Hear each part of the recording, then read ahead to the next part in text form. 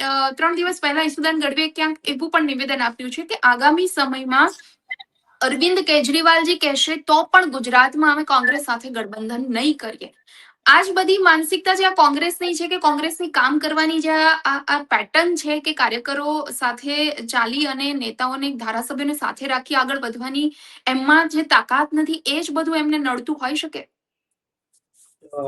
બેન, યશોદાનભાઈ ગઢવી જે છે એ ખૂબ જ ગુજરાતના સર્વશ્રેષ્ઠ પત્રકારોમાંથી એક રહ્યા છે. પત્રકારમાંથી રાજકારણમાં આવ્યા છે. તો એમણે મને એવું લાગે છે કે દરેક જે અત્યારના રાજકીય વ્યક્તિઓ છે એ પછી ભાજપમાં હોય કે કોંગ્રેસમાં હોય એમને પર્સનલી ઓળખતા હશે. આ મારું અનુમાન છે.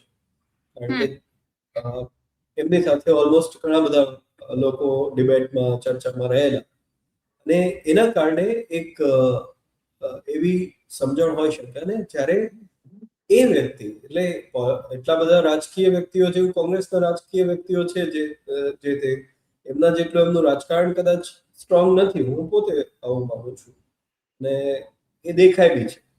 પરંતુ જ્યારે પાર્ટી લડે છે ત્યારે વિસાવદરની અંદર અમે દ્રશ્યો જોયા કે એક એક ઘર ઉપર જઈને ડોર ટુ ડોર પ્રચાર કરવા માટે પ્રદેશ પ્રમુખ પોતે જાય છે અને એ પૂરી તાકાતથી ઘણા બધા લોકો સલાહો બી આપતા હશે એવું મને લાગે છે કે ગોપાલભાઈ જીતી જાય તો તમારું નબળું દેખાશે, તમે ઓછા દેખાશો, આવી બધી